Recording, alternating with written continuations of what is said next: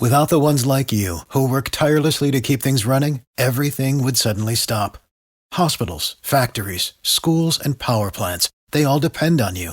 No matter the weather, emergency, or time of day, you're the ones who get it done. At Grainger, we're here for you with professional-grade industrial supplies. Count on real-time product availability and fast delivery. Call, clickgrainger.com, or just stop by. Grainger, for the ones who get it done.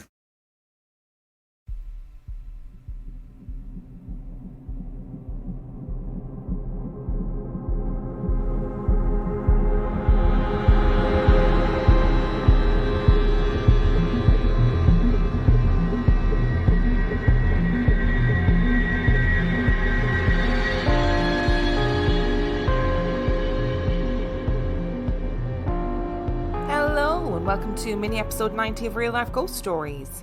To kick things off this week, I need to thank our newest Patreon subscribers. I would like to thank Erin Snodgrass, Kelsey Lampkin, Jenny Peterson, Katie Mather, Madison Spencer, Claire McRae, Lois Sankey, Joanne Murphy, Sarah Peterman, Melissa Davenport, Marna Reiser, Summer Becks, Amanda, Jessica Jackson, Sarah, E.K., Jonathan Tisdall, Sydney Keeley, Catherine Ford, and Chris Fern. Thank you so much for subscribing to the Patreon. It is so appreciated, and I am thankful for you every single day. I have 3 listener stories for you today, and the last story comes from August the 19th, 2020, and the first story comes from Alyssa. For as long as I can remember, I've always been sensitive to feeling spirits or energies around me. You know, strange sinking feelings, random fear that would make my eyes water or cause goosebumps all over my body when walking into certain rooms or homes. Living in New England my whole life, this happened a lot. The whole place is haunted. I was never able to put a name to those feelings until 2005. I was 15 years old, and my younger sister and I had just gotten home from school one day. We were alone. Both of us were in my bedroom and we heard what sounded like footsteps walking down the hallway. I immediately thought someone had broken into the house, so I whispered to my sister to be quiet while I poked my head out the door to check. I saw no one, but was so convinced that I went back to my room and called my grandfather, who was usually around the area, to come and check the house. We waited in silence, not moving from our spot behind my bedroom door. We didn't have a large house, so as we waited, I was fairly certain there actually wasn't anyone there, as they most likely would have discovered us. This was a relief to me that we weren't in any immediate danger, but I began to realise what had happened. Once he arrived, there was obviously no one there, but my sister and I had definitely heard footsteps. This was my earliest memory of an encounter, and it's when I first realised that maybe I could sense things others couldn't. As I got older, more strange things would happen that I couldn't explain, with increasing frequency and strength. A lot of these things would happen in my home to start, specifically in my room, the hallway and the bathroom which was next to my room. One morning I was home alone getting ready for school. I had just finished taking a shower and opened the shower curtain to see a giant letter R drawn in the mirror. This was not one of those marks that was left and then refogged. It was clearly defined, and the lines were wide, like someone had turned their thumb sideways to make it, and large enough to take up the whole mirror. It was fresh.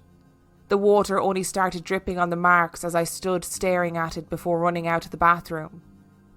Another time I closed the door to my bedroom and sat on my bed. As I was sitting there a minute, I noticed that the towel I had hung up to dry on the back of my door not only hadn't stopped swaying side to side, but was actually speeding up and gaining momentum. Again, I ran out of my room terrified. My sister was always a bit unaccepting of these things, and so if she experienced anything after the first time, she never shared it with me. My mother, however, started noticing strange things in the home around this time too. Mostly her small dog barking at something in the room, then they would stop and hop around happily, acting as if they were being petted by an invisible person. It took a lot for her to accept that this was happening, as it had never happened to her before. She told me that when her and my father were still together, she would get annoyed with him, because every house he went in was haunted. Once I moved out, she reported that these odd things happened less and less and eventually stopped. However, if I stayed at her house for a few days, like when I would dog sit for her and my stepfather while they were away, sometimes the house would be active again for a few days after I left. These encounters also reached beyond my home. One night when I was around 20, I was staying at a friend's house. She had a spare room, so when we were ready for bed, I stayed in there. I wasn't tired yet, so I was just laying in bed watching TV, when I saw a woman poke her head in through the open door to the bedroom and then back out again into the hallway. I thought it was my friend and that she had checked to see if I was asleep and mistakenly thought I was. So I went into her bedroom to tell her that I was in fact still awake, only to find her fast asleep. For this story, I'm not going to use any real names or real relations, and I'm not going to share the backstory, since this is a story involving suicide. The only thing really important is that a close family friend, we'll call him Tom, was like a brother to me. Tom was not originally from the US, and we met him as an adult. Again, I won't mention how we met, so he and his family remain anonymous. He was about 2 years younger than me, and we always had a brother-sister bond. He was also close with my husband and was even groomsman in our wedding. He was living in the US for years, but then lost his job and had to move back home with his family that he wasn't very close with. Tom committed suicide last year. That first night after finding out that Tom had died, I was completely distraught and riddled with guilt at not having seen the signs and having the worst possible visions of what his final minutes might have been like. I had never experienced losing someone to suicide, and you always wonder if you did enough to help. My husband and I were up in bed talking, grieving together, and eventually unintentionally fell asleep with the light on and everything. It was still early, maybe around 8 p.m. We both woke to the distinct sound of a ping pong ball dropping on the hardwood floor in our bedroom, bouncing a few times, and then rolling before coming to a stop. If you've ever gone to a college party, you know the sound. Even our 2 little dogs perked their heads up and looked around, because they had heard it too, and it was close. We sat up straight in bed and looked around. There were no ping pong balls in our room. We thought maybe what we had heard could be coming from a different part of the house, and we had mistakenly heard it in our bedroom, so we went downstairs to look. We found nothing. We didn't even own ping pong balls, and nothing was out of place. While investigating, I heard the noise again while standing in our living room, which is directly under our bedroom. The noise was coming from above, in our bedroom. My husband is a skeptic, but I knew exactly what was happening. I had felt Tom's presence with me earlier in the evening, but thought maybe it was just wishful thinking, and thought it would be too soon to experience contact. I sat up in bed looking through photos in my phone, trying to think of what the significance of ping pong balls could be. I came upon a video taken a few years ago. Tom had shown us a game where you fill empty tissue boxes with ping pong balls and tie the box around your hips. You dance to music and try to be the first person to shake all the ping pong balls out only using your hips. We played it before mine and my husband's wedding, where Tom was in charge of planning out the games. This was on a Sunday.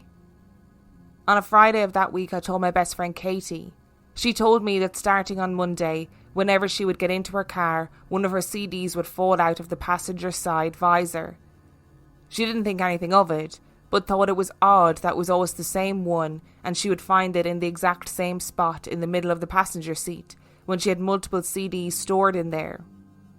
It's worth mentioning that the reason Katie even has CDs in her car anyway is because it's a bit older and her radio hasn't worked for years. She told me this was happening literally every time she got in the car, but she never saw the CD fall. She would only find it on the seat upon entering the vehicle. On Thursday of that week, she got into her car to come to visit me, and it was the first time the CD wasn't there on the seat. When she started driving towards my house, she saw it fall, and as soon as she picked it up, her radio, that remember hasn't worked in years, turned on. She took this as a sign and immediately knew someone wanted her to listen to this CD. This particular album happened to be about dealing with the loss of someone to suicide. She didn't tell me about this when she came over to visit because she thought it might upset me. But as soon as she heard about my experience, she knew it couldn't be a coincidence. Other things were happening around my house. The back door would open on its own. We would hear knocking on the back door to the house when no one was there. The first time Tom visited our house after my husband and I moved in, it had snowed. And Tom, who didn't grow up somewhere that experienced snow, always took the opportunity to make snow angels because he loved them. But now it was summer, so I couldn't see a snow angel, but I did see the distinct imprint in the same spot in the grass that my husband had let grow too long. Tom always vaped with sweet-flavoured vape juice, and one day I saw a puff of smoke in the middle of the bedroom that smelled like candy. It lingered and disappeared as if someone was really in there vaping. Finally, I contacted a medium. I was beginning to worry that even though I didn't feel scared and was certain it was Tom, that I could be wrong. I was worried it might be a darker entity feeding off my grief and impersonating him. A week before my session, I was home alone in my room. I got this overwhelming feeling that I was being watched through my open bedroom door. When I looked up at the door, I got this dropping feeling like all the blood drained from my head. You know that feeling at the top of a roller coaster right as you start to drop? The feeling passed, and I simply said aloud, "Tom, if that is you, you're welcome here, and I want to invite you to visit me when I see the medium next week, so you can tell me what you want. But you are starting to scare me, and you need to keep quiet until then. If you are not Tom, you need to leave this house immediately and never return." It was a quiet week after I said this. Nothing happened. I went to the medium a week later, who wanted no information from me. When I entered the room, I immediately felt different. My skin flushed and felt hot to the touch like I had a fever, but I wasn't uncomfortable. My nose felt slightly stuffy, and I felt tingly and sometimes prickly all over my arms and legs. The air in that room was heavy and felt like static electricity. I've never felt anything like it before, or since. I actually had a headache and felt completely drained of energy upon leaving after the session. I told her only 2 things before we began. My first name, and that I believe there's a spirit in my home. Katie had come with me, and a few spirits came through to talk to her. The medium then asked that the spirit who was lingering in my home come forward and share what it needs to share. She described Tom with amazing details, citing specific things she could not have known unless she was told. It was enough for me to confirm it was Tom. He told me he knew my family and I felt guilty, but that there was nothing anyone could have done.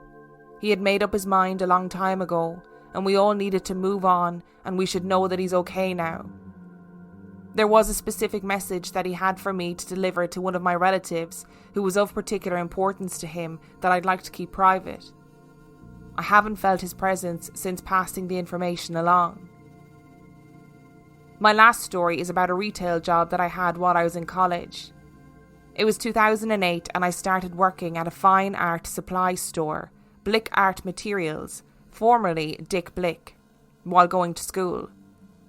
Shortly after I started working there, one of the other employees found a black and white Polaroid picture of a girl with straight, long, dark hair and bangs. She was wearing a white dress, and while she was completely facing forward in the photo, she had a slight smirk on her face and her eyes looked off to one side. On the bottom of the photo, it said Rainbow 1975. This photo was found in the stockroom, where no customers had access, and no one knew where it came from. The store used to be a craft store in the 70s and 80s, maybe the 90s too. We suspected she might have been an employee, and tacked her photo up on the wall in the break room, thinking it would be a bad idea to throw it away. Nothing strange happened right away. Maybe a year after I'd been working there, is when I started to notice that all too familiar feeling of not being alone, even when I was. Most of the odd happenings were in the back portion of the store that before my time there had been a space where small local art classes were held.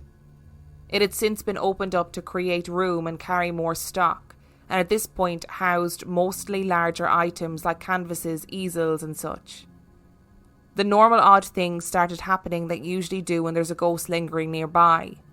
Things started falling off shelves that were impossible to have fallen. I would hear footsteps in that back room when I was completely alone and would feel something watching me at the end of an aisle and was too afraid to look, but would picture her clearly in my mind. One day I was closing the store with a co-worker. We had locked the door and were checking the store to make sure no one was there. We finished checking that back room, and as we were walking back up to the front of the store, we heard footsteps behind us. Now, my friend is a skeptic, and I love stories with skeptics hearing or seeing supernatural things because I feel like it validates my experiences, and also it freaks them out even more than it does me, which is hilarious. My friend and I stopped dead in our tracks, and he turned to me and said, "Did you hear that?" I said, "Yes, I told you, keep walking though." Another time I was opening the store alone. When you open the store, you unlock the front door, immediately turn around to lock it again and run to the back room to disable the alarm with a code. So there is absolutely no way that anyone was in the store or could have entered without my knowing about it. As soon as I had disabled the alarm, I heard 2 short whistles over my shoulder as if someone was trying to get my attention. I looked and no one was there. I would have dreams about this girl that I thought might be Rainbow, and I was beginning to feel like maybe her death was an accident, or maybe she was even killed. But either way, she was young, probably my age at the time. One particularly distressing dream felt very real. It didn't have any of those weird dream things in it where you can tell it's not real. Everything looked completely normal. It was like I was experiencing a normal, boring day at work. I walked into the back stockroom and saw someone in a white dress kneeling on the floor, not facing me. She was hunched over looking through a box. In my dream, I didn't recognise this person and said, "Hello?" At this point, the girl straightened up from the box without turning around, and I could see that she had no head. Another time I was eating lunch in the break room, which is also a portion of that same back room with a dividing wall and a door to prevent customers from wandering in. My grandfather had just died the week before, and my mother had come to visit me while I was on my break because I was feeling very upset that day. She was sitting across from me at the table, and she suddenly was startled and looked to her left down a hallway that wasn't visible to me from where I was sitting. She asked me if there was somebody else back there with us. I told her no, but went to check, and of course saw no one. If it had been a customer, we would have known because the door was very loud and hard to open, so there's no chance someone could have wandered in. She told me she saw a girl in a long flowy dress with long hair walking towards her. I'd never shown my mother the picture of Rainbow, nor had I described it to her, so at this point I went to find the photo and showed it to her. My mother said that was the girl she saw. I worked at the store for 7 years. After leaving, my former co-workers that I've stayed in touch with have reported that these occurrences have stopped. For the ones finding new ways to ensure the job always gets done. For the ones wearing many hats. For the ones who are hands-on, even from far away. And the ones keeping business moving forward. We are Grainger, offering professional-grade industrial supplies, plus real-time product availability and access to experts ready to answer your toughest questions. Call, click Grainger.com, or just stop by. Grainger, for the ones who get it done.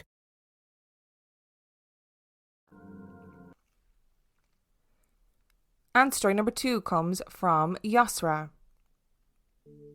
As a Muslim, we believe in angels and jinn. Similar to Christianity, the angels are the pure light creatures, while jinn are like humans. Some are good and some are evil. And the devil was of the jinn and was banned from heaven by God. The first story happened to me and my sister. As children, we lived in an apartment in a family building. My grandparents from my father's side were on the first floor apartment, my aunt was on the second, and we were on the third and last floor. So my parents used to leave us home alone, as technically it was a gated building and our family were always downstairs. I was approximately 10 years old and my sister was 7. We were watching cartoons and we heard loud and clear the sounds of dishes or glasses moving, crackling together, as if someone was doing the washing up. It went on for a good minute, and we were both looking at each other to confirm that we had both heard the same thing. We even had the courage to inspect the kitchen, and finding nothing, we were so scared we ran the fastest we had ever run downstairs to our grandparents. The creepiest part was that my grandpa convinced us that these were just thirsty angels looking to drink water from our home. And we were convinced, and we were fine with it. Thinking about it as an adult, I say, what the fuck? Angels? No thank you. How, why, and what? Another story that happened to my father could be considered as a blessing, but I still find it a bit scary. Maybe the scary part is the unexpected or unexplained aspect of it. My father is a bit of a skeptic, who usually questions everything and never takes something for granted, even in his strongest beliefs. He was on a trip to Saudi Arabia, the city of Medina, one of the 2 pilgrimage destinations for Muslims. Here there is the Prophet's Mosque, that God declared was a part of heaven. My father and my grandfather during the pilgrimage were staying at the mosque, and they got to go sit in the special part for a short time. There is a high demand, so usually organisers ask people to leave quite quickly so others can get in. He was reading the Quran, the holy book of Islam, and got to some verses describing heaven and how when you are in heaven, all of your desires and wants are granted by only thinking about them, not even requesting them. So my father, as usual, questioned to himself, I'm supposed to be sitting in a part of heaven and I feel thirsty. He did not finish his thought when he saw a hand between him and the book he was reading, offering a glass of cold water. He was shocked, looked up to a man who said nothing, and just gave him a glass of water and left. My grandfather, who was sitting further away and saw the interaction, asked him later, "Did you ask somebody to get you water?"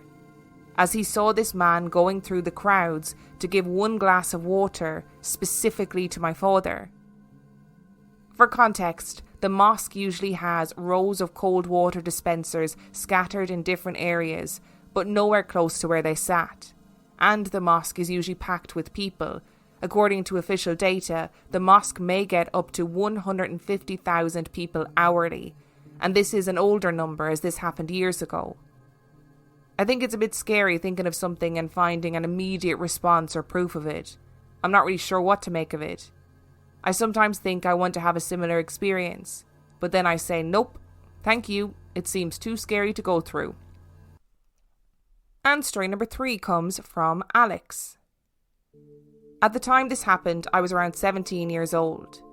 I was attending 6th form college and studying for my A-levels. I still lived in my hometown, a nondescript village just outside the boundaries of the M25 in the south of England.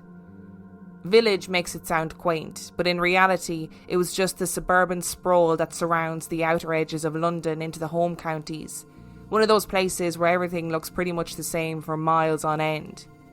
The event took place somewhere in the early 2000s. Almost 20 years have passed, but I can still remember the details of the story. My best friend had a semi-regular after-school job as a babysitter, and one of her regulars she used to babysit was a 3-year-old boy who belonged to a friend of her older sister. It was usually a weekend arrangement, and sometimes I would come along to keep her company. We'd watch videos or study if we had stuff to do, as we took psychology class together. One evening my friend dropped out at the last minute and I can't remember why, but I got a slightly frantic phone call asking me if I'd step in and look after the boy. We were all pretty friendly by this point, so I didn't see any reason not to. I walked to her flat around 7 p.m. as the sun was starting to get lower in the sky. She lived in a council flat, in a block around a 30-minute walk from where I lived. It wasn't one of those big tower blocks as you might imagine. It was only maybe 5 stories high or so. I'm not sure when it was built, but I'd guessed some point in the 1970s. It was featureless and functional. Each flat had a small balcony that overlooked the road. I let myself into the building with the key code and walked up the concrete stairwell that always smelled like that strong industrial disinfectant, my footsteps echoing as I went. When I got there, she was rushing around the tiny flat trying to get ready to go out. The boy was in his pyjamas and had recently been put to bed, but he'd obviously got back up to see what was going on. Despite her best efforts, he didn't seem too keen on returning. We let him sit on the sofa for a bit, with the idea that it would be easier to get him back to sleep when she had gone. Making a big fuss at this point would just wind him up. He wasn't the easiest of kids to babysit, to be honest. He could be really hyperactive and would often have a bit of a meltdown, but he could also be really sweet. I crossed my fingers that he'd calm down once we were alone and that I'd be able to get him to sleep. I had some reading I needed to get done and babysitting hadn't been factored into my plans. She left and we waved goodbye from the window together. There was a bit of shrieking to start with, but eventually I put him to bed and read him a story, turned off the lights and he drifted off to sleep. I started some of my own reading.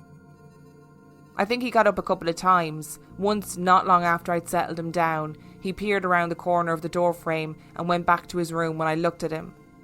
I tried not to make it into a game. It must have been around 11 p.m. when I put him back to bed for the final time and stayed in his room, kneeling down at the end of his small bed, stroking his hair when he fell back asleep. I watched his breathing deepen as he relaxed and drifted off. This time I'd cracked it.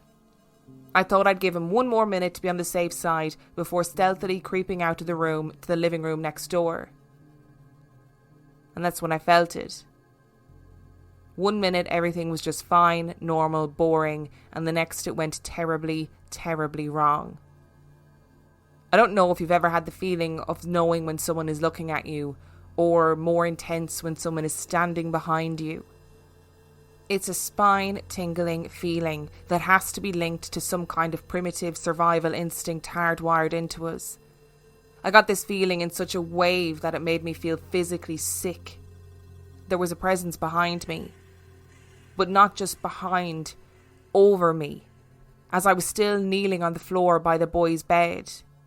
Imagine somebody bending right over on top of you that if you tilted your head back and your face up, you'd be staring at them eye to eye. That's how it felt. I felt something breathing onto me. It was that close and I was terrified. I couldn't bring myself to look and I was frozen to the spot. I genuinely couldn't move. Whatever was behind me felt so incredibly threatening, predatory and oppressive and entirely hateful, pure evil. It didn't go away either. It wasn't passing. It was right there surrounding me. It sounds strange as I write it down this many years from the event, but it still puts a knot in my stomach. I must have stayed there for a minute or two at least, and then I'm ashamed to say I made a run for it. I didn't look back. I didn't get the kid. I ran straight out of the flat and stood, shaking and breathing raggedly in the concrete stairwell, gulping in lungful after lungful of the disinfectant heavy air. I was only about a foot from the door of the flat which I had left open. I could see right down the narrow hallway from which all the rooms led off and nothing moved inside. I spent a good 10 or 15 minutes flip-flopping between talking myself into going back in because I'd just abandoned a kid in there and wanting to stay the hell away from whatever that was. Eventually, I talked myself around to my responsibilities and I went back in. Everything was quiet. I don't know what I was expecting, really. Something, but there was nothing. I walked slowly down the hall. I pushed myself flat against the wall and slid along it until I could see through the open door and into the dark room. There was nothing there. I craned my neck to look into the corner where the bed was. The boy was tucked up safely, still asleep. Nothing was disturbed. I felt sick with relief, but not enough to step back into that room. I turned on all the lights in the flat and the TV and waited until I could go home. When the boy's mum finally got back, it was gone midnight. She came in quietly, but I was listening for the sound of the key in the door. As she came into the living room, she started to chat about her evening, the pub, the dinner, and asked me if the kid had behaved well. You know, the usual normal things, before pausing to look at me. I was grey and silent. She obviously asked, "What the hell is the matter with you?" To which I simply replied, "I don't know. There was something weird. There was this weird presence." And I tailed off. She gestured to the boy's room and I nodded. Then she turned and walked towards her son's room and I followed.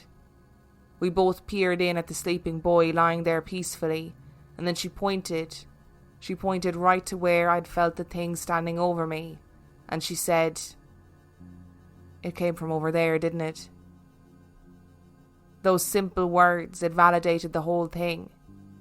And needless to say, I never babysat again. Thank you so much for listening to today's mini episode. Thank you to Alyssa, Yosra and Alex for sending in your stories. If you would like to send in your own spooky story, you can do so by sending it to reallifeghoststoriespodcast@gmail.com. You can also find out everything you need to know about us on our website, reallifeghoststoriespodcast.com. And on that note, we shall see you next time.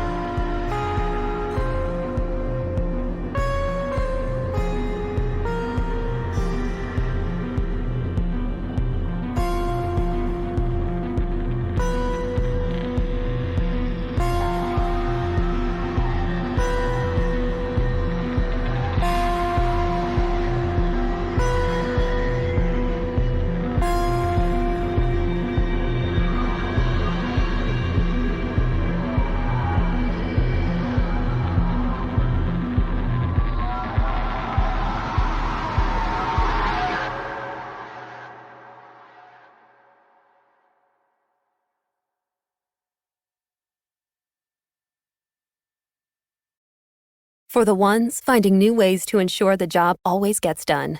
For the ones wearing many hats. For the ones who are hands-on, even from far away. And the ones keeping business moving forward. We are Grainger, offering professional-grade industrial supplies, plus real-time product availability and access to experts ready to answer your toughest questions. Call, click Grainger.com, or just stop by. Grainger, for the ones who get it done. At Progressive, we know how much you love your recreational vehicles, so we decided to record this commercial in an RV. With a family on vacation. Mom, who are these people? Oh, that's Flo and Jamie. They're recording a commercial, sweetie. Don't they do that in the studio?